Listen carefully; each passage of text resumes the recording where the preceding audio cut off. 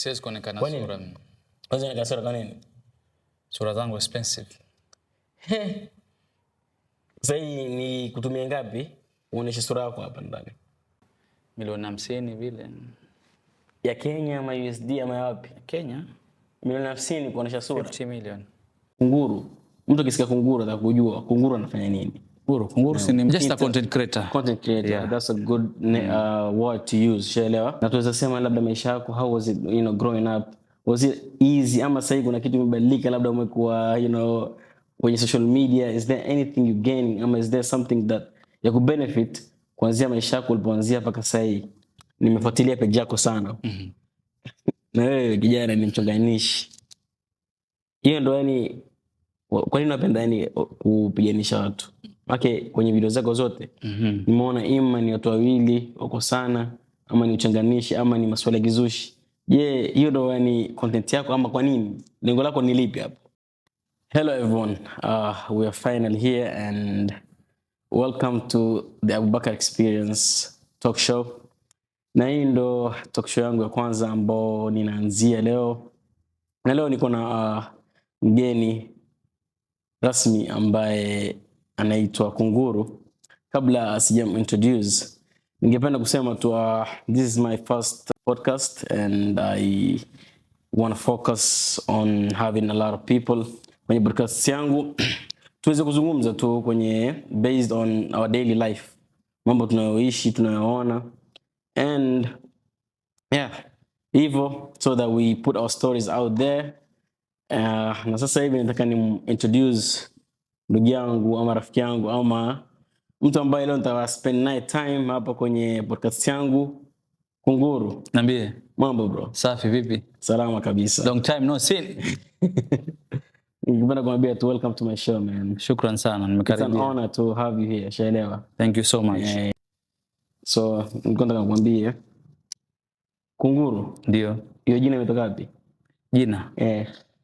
It's a long story. It's a long story. Naam.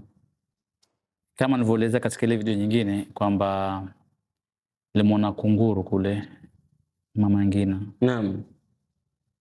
Akiwa amekufa. Na kabla mimi kufika kule Mama Ngina, nilikuwa na mambo stress katika kichwa changu. Naam. Niliachwa. Uliachwa? Niliachwa. Uliachwa na nini? Gari, basi? Uliachwa na nini? Sijui nimtaje.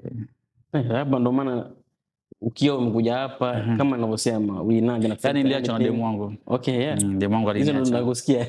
Kwa hivyo ulikuwa na demu Kunguru? Nilikuwa na demu. Okay. Kaenda. So hii ni inspiration kwamba jina limetoka kutokana na kuachwa, kaenda Lighthouse kama na Kunguru. Ndo kajiita Kunguru. Kajiita Kunguru. Je, una jina lingine ambalo labda yako rasmi ama ni Kunguru tu? Kwa majina ID ama? Yeah, majina ID. Majina yangu rasmi, mimi naitwa Khamis bin Abeid bin Abdullah. Khamis bin Abeid bin Abdullah. Jina si la Kiarabu, si la Kizungu, si la Kiswahili. Watu wa Yemen sisi. Wa Yemen, mashaallah. Sasa baada ule Kunguru alikuwa pale, alafu nilimwona mjamzito. Yaani alikuwa mjamzito. Kwa hivyo jina lako si Kunguru tu, basi ni Kunguru mjamzito. Kukaa pale kwa kukaa ile kufikiria Mama Ngina, si Kunguru ule. Si mjamzito. Kunguru mjamzito. Okay. Nikaamua niite Kunguru mjamzito. Hiyo ni jina ambalo ina meaning ndefu sana, na ningependa tu sasa to move on from the jina Kunguru. Mtu akisikia Kunguru atakujua Kunguru anafanya nini? Kunguru ni nani? Je, Kunguru ni mfanya biashara, ni influencer, ni mwanafunzi?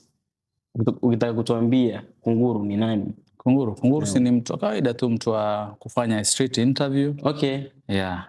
So ile kazi yako ni street interview? Street interview. Naam. Wapi? TikTok, Instagram? Yeah. Sana mimi natumia TikTok. Okay. Nilikuwa na page ya FB lakini nikaachana nao. Okay. Kule mambo mengi kule. Lakini nitafungua. Natumia tu TikTok. Naam. Snap. And WhatsApp, that's all. So basically unaweza kusema wewe ni influencer ama TikTok ama ni just a content creator. Content creator. Yeah. That's a good word to use. Shaelewa. Na ukiwa kama wewe ni influencer, yatakana ni umesaidia watu wangapi uko katika community. Kwa hivyo talking about that, is there a difference between being an influencer, content creator, ama celebrity? Ziko tofauti zake. Hemu waweza niambia tofauti zake? Ukiwa content creator, Naam. unafanya vitu for fun, kufurahisha watu. Okay. It's either kupitia matangazo ama vitu vingine. Okay. Content. Na ukisema ni influencer, ni mtu ambaye anajitolea, unafanya pia content, pia upande mwingine unafanya charity, alafu pia labda uko na youths ambao like wanakuaminia kama wewe, kama Kunguru tunakuaminia, so ukipata zile fans, una influence wenzako wenye wako nyuma yako, kama ni kujenga kibanda cha chakula, kama ni baiskeli. Basically kama jina linavyosema influencer, which means to influence people kwa vitu ambao yani shona good na wenye pia kuchangia watu kidogo. Nadhani pia wao ni influencer, yani nadhani mtu mwenye anafocus sana na kuchangia watu community. Okay. Kwa hivyo wewe kwenye kategori hizo tatu nimekuambia influencer, TikToker, content creator ama celebrity, wewe utajiweka wapi? Mimi tu content creator, na ukisema upande wa TikToker, ni kwa wale wengine ambao hawajielewi. Manake watapanda juu mtu mwenye followers 20 ama 10k kizidi ama 9. Ndio huo ndo tunamuita TikToker. Okay. Atapost chakula, mara atapost picha, mara yuko, yani mtu ambaye hajielewi lakini yuko. Wow. Kwa hivyo tutaongelea hiyo baadaye. Na pia wewe ni wapi, yani where are you based? Mombasa ama ni yani kutoka wapi?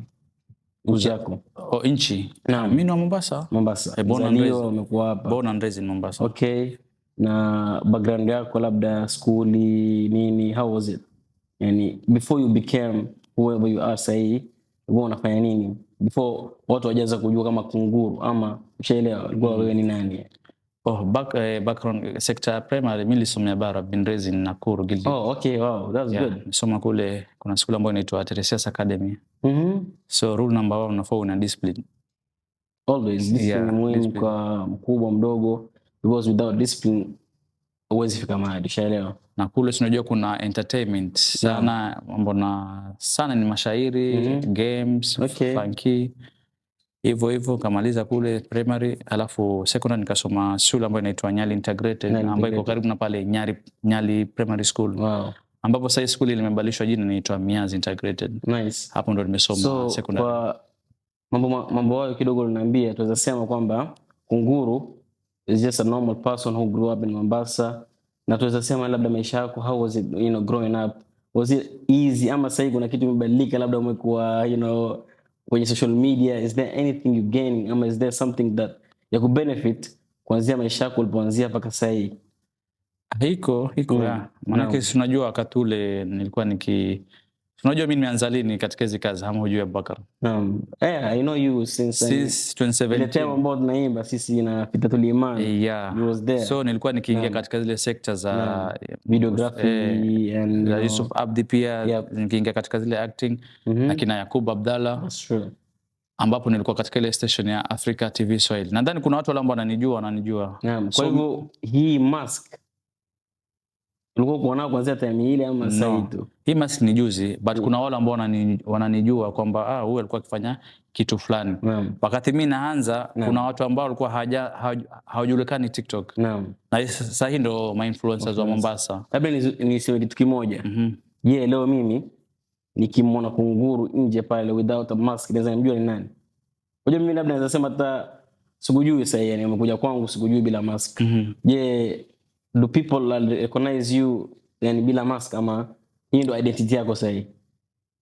Baadhi kuna wale wa kitambo ambao wananijua, ambao wanakujua wewe bila mask. Silikuwa nikifanya comedy. Okay. Hivi sasa kuna watu wakujua wewe without mask. Kuna watu wengine watakujulikana based on the mask, which means yani mimi niko na life mbili. Mimi without a mask hakuna mtu ananijua. Nilikuwa nikifanya comedy, sasa nikutoka nje naona sana naitwa sana, so nikaona yani sina privacy. Ulikuwa na influence yani kila mtu that's good. Unaonyesha yani umefanya mambo mengi kitambo. Unajua tumetoka mpaka ingependa pia wajue kutoka kwa mdomo wako, shaelewa. That's good actually. Na pia tuzungumzie Mombasa market, shaelewa. Shazungumzia background yako, tuzungumzia ni jinsi gani umpata jina lako, na pia tumezungumzia how you are influenced to get into this kind of things. Tuzungumzia sasa in Mombasa sector ya comedy ama sector unaofanya wewe sasa hii. How does it benefit you guys? Yani kuna nini mnapata, ama are you guys doing it for fun, ama you guys doing it for mpate pesa, ama yani ni lengo gani mnafanya paka whatever you guys do, kwa nini mnafanya hivyo? Okay, tunafanya ni biashara hii. Ni biashara? Yeah, ni biashara, but wengine they like taking advantage. Yeah. Okay. Mwanangu kubeba kitunguu ya nini baba, mimi nachukua time kumchukua mtu arekodi ile video. Ule mtu mwenye amenifuata anataka kitu kidogo. Wait, so sema wewe unaemrecord mtu anataka kitu kidogo kutoka kwako? Lazima si ndio cameraman anarecord. Wewe mwenyewe apate kuishi. Naam, that's true. Watu wajua kuna vitu vingi watu waelewi kwamba ni to own ama to start doing content creation is not cheap. Ushaelewa, content creation is the most expensive thing. So based on experience, mwenyewe najua kwamba kununua kamera kwa labda uwezi ipiga mwenyewe video, ushaelewa? Lazima upate professional. There's a lot of things that you need and everything is money. So mkisema kwamba mtaride kwa bure, hiyo mnadidimiza hiyo kitu, ushaelewa? So you have to pay your people. Wakati nilipokuwa na followers kidogo, hakuna mwenye alikuwa ananitambua. So sasa ninakuwa na followers wengi. Ukisema ni kiburi, but kuna zile challenges. So mtu akikwambia nataka kiwango cha pesa fulani, umuelewe. Ni kupitia shida fulani, maybe uwezi jua, maybe kesho kamera inaweza kuanguka. Kataka na mic. Nikikufuata dukani kwako, msaidie basi na 3,000 ama nunulie. Wajua sina. So wajua hiyo inakuja mambo mengi bro. Na unapokuwa watu wanataka kitu kutoka kwako, ndio, na wakipata hatred na zapo, ushai ku face, yani kuwa kuna watu wanakuchukia, yani kuna jambo labda, yani unajua binadamu walivyo, ushaelewa? Si kila mtu atakupenda. Wewe mwenyewe ushai ku experience hatred through social media? Katika hii dunia unaambiwa kama hauchukiwi, hauko sawa. Kweli. Yani kama hauna hater, hater yule mwenye kukuchukia, yani haujakamilika. So mpaka tuwe na wale maadui ndo mambo yetu yawe sawa. Kweli. Kwa hivyo wasema you faced still.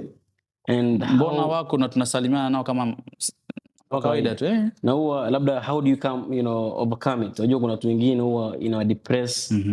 Kuna watu wengine pia wanajiua kwa maneno ya watu. Wewe yani how do you overcome? So venye nilikuelezea, mimi I've been raised in Nakuru. So nimekaa katika kambi ya jeshi for 5 years. Oh wow, okay. So hakuna ukora ambao sijui. So you are like a trained everything. So ukiangalia page yangu hakuna siku nimereply mtu comment. Okay. Pitia page hakuna, never. Kuna vijana hapo wanakusikiliza sasa hivi. Mwambie how to overcome hatred. Unajua kuna watu wengine hawajui. That's why they end up being depressed, they end up being emotionless. Mara shamtolea video, mara shatoa screenshot. Unaweza mwambia nini labda wasiwe influenced ama wasiharibiwe na hilo jambo? Unaweza mwambia nini sasa hivi? Kuna vijana wanakusikiliza. Always be humble na mwache afanye. It's better unyamaze. That's all. Okay. Mpatie nguvu, kuwe na nguvu like ajone ndo superpower. Nice. You move on. I like how you think. Maana ukimjibu unampatia mileage. Yeye kuna 20 followers. I have 50 followers. So ya nini kupatia mileage wewe? Ukuwe topic of the day, watu wakufollow kwamba ni mtu fulani amemtukana kunguru. Shukuru sana. Naona hapa waongelea followers sana. Does followers matter? Kwenye maana yake nimekusikia sana followers ya matter kwenye society yetu sasa hivi. Followers. Sometimes kwingine unaambiwa kwingine uwezi kuitwa kazi mpaka si influencer, maana yake followers wake ni kidogo. Kwa hivyo iko ndani ya Mombasa County. Kwa hivyo watu wanawekwa kuna team. Una watu wangapi kwenye ile? Zinatokea si kwa content yako basically. Zinatokea chances zile. Kuna watu wengi wanateseka ambao wanajaribu wako wengi sana kwenye content na wana followers, which means wanabaguliwa. Wakati wangu mimi nilikuwa na 10k followers, lakini video zangu zilikuwa zinaenda mbali. Talking about 10k followers, sasa kwani una followers ngapi? Na 80. Oh wow, that's good. And so wakati wangu ilikuwa 10, so na views zilikuwa kuja juu, zinapanda. Like how long, sorry got you off, how long did it take you to accumulate your 80,000? That's a lot of people, unajua. Hata sifai kuwa na hiyo 80,000. Nafaa niwe na 300,000. What? How? 80,000 300,000? Ask me why. Why? Nilisafiri. Naam. Yeah. Nikwambia nilienda mahali nilisomea. I went to Dubai. Nilienda Dubai. Nikasoma courses ambayo inaitwa BLS. Unajua BLS? Mimi najua kwa watu wajui labda ueleze BLS. Basic life support. Nikasomea na disaster management na fire safety level 1. Wow. So Kunguru, based on whatever we're talking right now, looks like you are educated, eh? Yeah, lakini chini ya maji tu. Chini ya maji. Chini ya maji. Kwa hivyo kwenye mambo yako uongezi hivi. So hiyo ilikuwa ni 2019. Then alafu juzi pia nikasafiri 2023. Nikaenda tena kurejelea ile course. Nikasomea tena fire safety. Yeah. So basically kumaanisha hiyo time ningekuwa nimefocus, ningekuwa na followers wengi. So nilikaa for 1 year, 2 years nikakaa nikaziba. Nadhani watu wamenijua tu juzi. Okay. So yamaanisha kwamba unapokuwa unafanya kitu consistently you get more followers and more attraction, sio? Ndio. Na ukisimama huwa stops too. Na mimi huwa nasema kila time si lazima yani, sometimes unajua si binadamu tuna mambo mengi kabisa. Tunataka kufanya kweli lakini iko tu time wanajisikia kama sasa nimechoka. Wajue kwamba mimi ni daktari. Daktari? Yeah, nimesomea EMT. Emergency medical technician. Are you for real? Yeah, well conducted in Dubai. Si nimekuambia nimesoma basic life support, disaster management during crisis na fire safety level 1. Just a small course, yeah. Daktari. Yaani inakuwa katika sekta ya emergency response, katika sekta ya ambulance. Na pia katika fire safety upande wa fire brigade. Wow. Kwa hivyo Kunguru si face peke yake wala si content peke yake, ni kijana ambao amesoma and he has a lot of things out there. So we're still talking to him now. Let's know more about you, man. Yeah. So far everything umesema hapa ni interesting, unajua. Sikutarajia kwamba labda utakuja hapa wewe ni mambo na influencing na content creation, lakini kama ambao umekuja hapa ni nursing, CUE doctor, CUE BLS, a lot of things. Inaitwa emergency response. By the way, how old are you? Yani miaka mingapi sasa hivi? Me? Still children. Still children ni ngapi? Mniambie mwenyewe sijui. Ya 20 hapo 21. 21. Oh, that's good. That's good for your age. And vitu ambao umefanya yote that's great. Kama vile nilivyokuwa nakwambia, ndio. Sikutarajia kwamba utakuja na different aspect ni kama masomo. Kabisa. Mimi unajua nilipokuwa nikwambia uje kwenye podcast yangu. Kabisa. Nimefuatilia page yako sana. Na wewe kijana ni mchonganishi. Hiyo ndo yani kwa nini unapenda yani kupiganisha watu? Kwenye video zako zote nimeona ima ni watu wawili wako sana, ama ni uchanganishi, ama ni maswala kizushi. Hiyo ndo yani content yako, ama kwa nini? Lengo lako ni lipi hapo? No, kukosana wao kwa wao wanajuana. Unajua Waarabu wa Vilemba. Lengo langu ni ile kupass information. So labda hauna ubaya. Sina ubaya. Kazi yako ni kwenda pale Sasa wao labda ile kuambia na maneno ya watu. Naam. Hivi huyu hivi alafu mara boom. Kwa hivyo mwanzo kwa sahihi tumeona kwamba TikTok is one of the platform ambao ni watu tumia sana kutukanana, na kuchambana. Hiyo ndo Mombasa TikTok yao ilivyo, ama ni kwa nini nini ina influence hivyo? Especially kwa Mombasa kwa nini? Nadhani wale wenye kutukanana live ni kazi hawana, alafu wako idol. Yeah, wangekuwa kazi wasingeongea sana kwenye mtandao. Kwa hiyo maana ni mtu mzima na nywele zako. Na umri wako. Yaani mtu una afya, unajielewa. Wewe kwako wewe umeona kupanda live juu kumtukana mtu unaona ni sifa. Si sawa. Kweli. Angepewa kazi asingefanya huo ujinga. Kweli. Karibu by the way, yani nakuona sijao. Niko na ukinyo kwanza uje. Ngoja kidogo. Kwani lazima ujifiche ndio unywe. Siwajua tena. Unajua mimi lengo langu kubwa kuombe unywe, nilikuwa nadhani utafungua mask. Utajisahau labda unywe kwa mbele ya kamera. Siwezi kuonekana sura mimi. Kwanza nika sura kwa nini? Sura zangu expensive.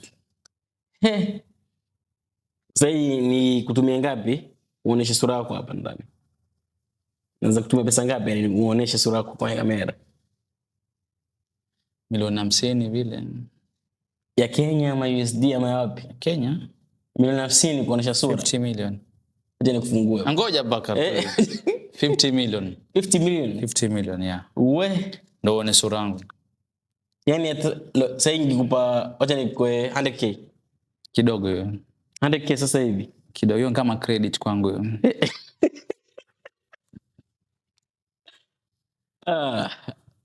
Ya mwisho. Take it or leave it. Ushaelewa? 150. Sasa hivi. Siwezi. Nakupa uweke M-Pesa kabisa. Siwezi. 150,000 wallahi. Siwezi. Unataka ngapi sema tena? 50 million. Tusitoshindana na wewe, tuendelee. So 50 million. Wallahi unafurahisha kijana. You sure? Unajua unakosa chance 150,000 shilling. Sasa hivi ufungue mask tuongee freely. Hiyo umeniambia 100,000 kwangu ni credit.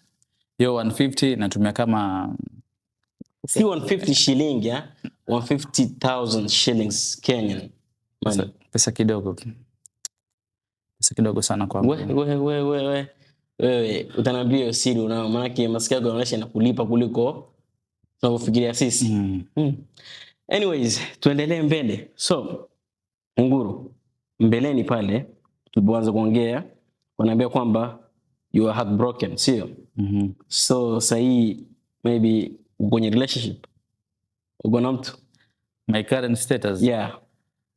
You know, haram, hataje relationship is haram.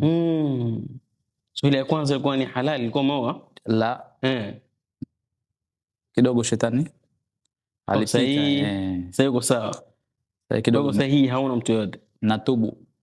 Mwanzo unakuwa na sana wanawake wa watu na nimesikia kwenye comment zile. Unajua nilipokuambia, nimekuangalia, nimepitia page yako kila kitu. Watu wanasema wewe kazi yako ni kuchunganisha watu na kuchukua wake za watu. Hiyo kuna kule gani hapa? Kugonganisha? Kuchunganisha watu? No, zile ni content. Zile ni content. Na kuibia wake za watu? Kuibia za watu vipi? Yaani ndo wewe wachunganishe alafu kazi yako ni wewe ndo ni content. Tumekutana, huwa na biashara fulani na huwa anafanya biashara fulani. Huwa anataka kuhojiwa, huwa anataka kupostiwa. So utaona katika pages zangu most of them ni women. Talking about women, kuna watu watauliza sasa hivi, je, Kunguru na mtu? Na umesema hauna. Sina. Na niseme kwamba labda wataka ama hautaki. Umesema ni haram. Haram, yeah. Kwa hivyo basically you don't utaki. Na unataka ni halali pekee. Ni halali kabisa. Okay. Na uko tayari kwa labda? Inshallah khair. Tangaza rasmi. Prefer nini? Love marriage, you know, ama arranged marriage ama upenda nini? Huwezi katika hii generation utakubali vipi arranged marriage? Kwani mimi mtoto dogo? No, wallahi na usipo yani tafuta hivi sidhani kama utapata. Wako taenda kule Nairobi orphanage kule. Wako watoto kule Tawasha. Wewe angalia nini bwana, angalia rais ama angalia nini? Yani kuwa statizo ni kujipanga. Okay. Okay. That's good. Pia tumeongea mengi. Nataka tu uniambie. Be honest, kuanzia uanze jambo lako na kufanya videos from where you started from. Is there something and tuweza sema leo hii umebenefit uweza share na audience, labda waseme kwamba Kunguru pia amefanya jambo fulani, mimi pia naweza fanya. Yani be honest, angalia kamera tu pale na uambie A, B and C. Yani kitu gani umebenefit ama kitu gani unaona labda uweza saidia ideas za watu wanaokuangalia sasa hivi. Ni vipeni tu kwa kujishikilia. Okay. Yeah, kwa hivyo Kunguru maana nimempa offer 150,000 ili kwa situation sahihi na dunia sahihi hakuna mtu atakataa hata 1,000. Jamaa amekataa 150,000 which means is good. Ushaelewa? Jamaa kuna pesa, so yani ndo wasemaji waweza waambia nini wale watu wakaona wapo pia wewe kama hair at least. Ni watu wajitume kwa wanaume. Mwanamume ni kama kamba za viatu. anatakikana apite matundu yote kabla kufanya nini, kabla ya kufunga fundo. Okay. Kwa hivyo ni wapambane. Muongelea wanaume pekee yake na wanawake utaambia nini? Girl child. Girl child pia wajitume, lakini waache maringo. Maringo mengi waache maringo and wa stay focused. Naam. Okay, tuzungumzie content yako, labda is it based on just Kenyan content ama wataka kuwa international ama ni goal yako nini? Unajua kile kitu watu unafanya kwa ajili ya goals. What's your goal? Nataka nifike international. And wafanya nini ili ufike, yani ufikishe malengo yako? Sasa nitajaribu kiona kama hii katika street interview haijajipa, nitajaribu other means. Kama ni kwa movie ama ni short episode. Okay. Maybe inaweza pick tukafikisha malengo yetu. Tupe labda moment ambao labda umepost video kwaona kama unajua kuna viral moment ambao video una post enda juu. Ukasema hapo ndo sasa umerealize kwamba hii kitu yani imekupa hamu kabisa. What was the moment? Share happen kwako? Video kwamba kuna video ambao umepost ikaenda viral. Iko ya ule Omar piga 1.4 million. 1.4 million. Okay, that's nice. Omar gani? Omar Ruben Dube, ule mtoto huru. Okay. Yeah, nice. So tuseme kwamba hii TikTok ndio utaendelea hivyo ni consistency na yote yani utakayofanyia, ushaelewa? No, kuna maisha baada ya TikTok. Kuna maisha baada ya TikTok. Okay, so ni kujituma. Naam. TikTok ni tu yani by the way, keep too busy. Ni mambo akiwa sawa. Naangalia biashara zingine. Okay. Kunguru. La bake. Wewe tumeongea sana hapa. Mimi mwenyewe sijakuuliza. Ndio. Wewe kama Kunguru, yani how do you feel? Be honest. Usiogope, ushaelewa? Wewe kama binadamu, how do you really feel like kwenye maisha yako and everything you're doing? Are you happy? Unajua kuna hii swali watu waulizi sana. Yani wenye niko ni na furaha ama najichukia ama najipenda? Naam. Mbona mimi niko tu sawa, alhamdulillah, nashukuru. Alhamdulillah. Unajua ni mambo ni matatu. Naam. Kora kiasi. Naam. Bidii. Naam. Swala, mashallah. Kora kiasi, bidii na swala. Mambo ni matatu. Okay. That's good. Unajua watu wengi hawaulizi. Unajua sometimes tunaweza kuwa na marafiki ama familia, lakini maswali ambayo tuulizani ni kwamba ndio wajipenda. How do we really feel? Are we happy? Ama ni ile tunajua uwezekana mtu anaweza kuwa cheka, lakini in reality wateseka, tushaelewa, which is very sad. That's why sometimes ni muhimu sana sisi kama binadamu kujuliana, ushaelewa? Kwa ajili ndo nimekuuliza hiyo, na if you're happy, I'm really happy for you brother, ushaelewa? Pia niseme tu kuhusiana na mwanamke hujaniambia. Yani kwa mwanataka hujaniambia kwako. Ya kibonge. Sio mimi kibonge Bikra ama si mimi kibonge cha Yesu.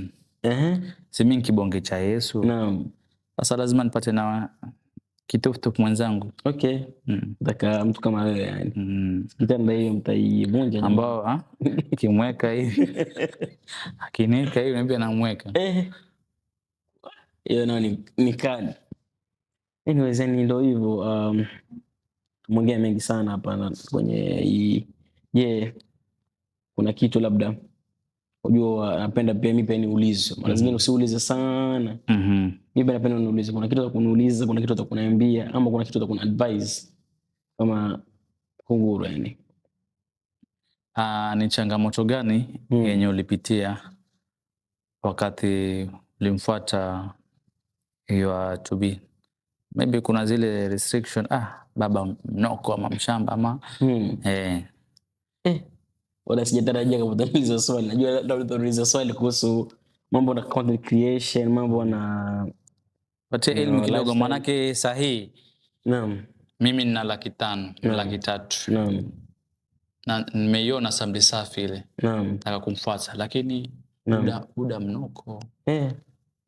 Sasa labda kuna watu kule na kuangalia wanataka ueleze ile experience yako. Mimi nashukuru, mimi I didn't get any challenges because kwa mke wangu ni something that happened, you know. Mnajuana. Tulianza kuongea, tukajuana, you know, tukapendana, and that's where it happened from. Ushaelewa? Si arrange marriage, sisi wenyewe tumetafutana. It's a long story, maybe iko siku tutazungumzia about my marriage life, lakini honestly it's been good. It's been good. There's ups and downs kwa kila mtu, lakini so far manake Mombasa sasa hii mtu ameng'ang'ana, ana kijikazi chake, angalau hata amepata huko municipal county, lakini sasa atakupeleka mahari. Naam. Amekuja na 300,000, anambia shukuru sana wewe, umemtoa wapi huyo? Bala gani? Kwa watu wana ubaguzi. I don't think there should be any restriction kwa mtu kiwango gani anao. Ushaelewa? Ndio. Kama watu wapendana na wameelewana, mwanamke na mwanamume, wasitenganishe. Sasa hiyo Mombasa hakuna kitu kama hicho. Yani ni makosa kwa dini, ni makosa kwa jamii. So sijui mimi hata nashindwa kuelewa saa zingine. Yani labda baba mkwe ataka kujenga kibanda cha M-Pesa ama ataka kufungua supermarket, wallahi Allah ala mitihani ya. Watu wanalia sana katika sekta mahari. Yani I think ni something that, you know, ya happen kwenye society yetu. Sasa hivi tuna watu influenced na pesa na nini. Sometimes mtu ana pesa utakuja kumwa mwanamke wako ama mtoto wako and still ikawa aenda kuteswa. Ushaelewa? Kweli, kwamba kunguru ule yule umemtoa wapi? Wewe na yeye muendana wapi kwa wapi? Naam. Sasa badala muozeshe, mambo yastiriki. Umekataa kumuozesha, amekuletea nini? Letter D.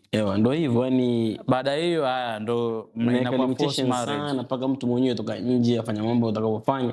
Then hapo utakuwa unaibu, you just do it for the sake of, you know, kuficha aibu yenu. Hapo that's bad. Me what I believe is kama watu wapendana, ambao na mtu at least amejaribu, ushaelewa? Ndio. Kwamba yuko tayari kuchukua majukumu. I don't think there should be any restriction. Watu wani you should just free them and ozeshe basically. Kulingana hii environment yetu Mombasa. Mambo ndo hayo. Sasa nasema tumalizie hii maneno yetu, labda kwenye mambo yote uliyopitia. Ndio. Kuanzia utotoni mpaka sasa hivi, ushaelewa? Maybe kuna kitu gani labda ushawahi imekuhapenia mpaka mwenyewe ukawa na furaha kwenye moyo wako? Kuanzia mdogo mpaka sasa hivi umekuwa, yani your whole life basically. Nakubadilisha simu tu. So kubadilisha simu. Taletwa hii taka kidogo, umeletwa simu fulani. Taletwa kidogo, umeletwa simu hii. Kwa hivyo simu inaweza kupa furaha hivyo sana. Kwa hivyo naambia from your childhood mpaka sasa hivi simu ndio imekupa furaha sana. Unajua kweli, kila mtu ana njia yake ya kufurahika, sio? Kabisa. Na hiyo pia yaeleweka. Kunguru, unajua hii maski yako nadhani utakuwa nao milele, sio? Kwa nini? Una mpango labda kuitoa? Siwezi toa maski yangu hii. Okay, tuseme leo hii unajua waje msikitini ama kokote mtakavooa. Unakuja na mask kama lazima nivae. Maana yake ndio brand, unajua? Nalinda brand mimi. Wewe kwa hivyo ndio utakulinda brand kumbe? Yani maski yalinda brand. Okay. Maana yake watu sashanizoea na mask langu. Kwa hivyo hiyo ni siku yako ya furaha. Unajua kuna picha za kumbukumbu ambao utachukua. Ndio. Hivyo utaingia nao. Utaingia nalo mask. Yaonesha tabaki kitandani utaingia na mask. Kila mahali. Mambo mengine hizi fanya na. No. Mengine huwezi fanya. Msikitini talivaa. Tukienda haulini talivaa. Chukua kwenye gari, yalla maasalam. Okay. Yaeleweka. Yaeleweka. Labda kumalizia tu. Ndio. Mtu akitaka kufuatilia Kunguru, labda waambie tutakupata wapi? Mnifollow tu katika mtandao wangu wa TikTok, Kunguru Mjamzito. Na kule Snapchat niko, lakini siko. Basically kila mahali Kunguru, YouTube, kila mahali Kunguru Mjamzito. Ni TikTok peke yake. Mjamzito utazaa kweli ama ndo ushakuwa milele utazaa? Ndio swali zito hilo. Wacha tutaachia tu watazamaji watasema kwamba Kunguru atazaa lini, sio? Anyways, man, it was nice having you here, man. It's an honor. Na nimefurahi sana kuzungumza na wewe ndugu yangu. Inshallah. I hope it was a good one for you. Na safari kidogo next week. Nataka niende Ethiopia kidogo. Ethiopia kuna nini? Chukile kazi fulani. Okay. So proud. Endelea bro. Thank you so much and Thank you so much everyone.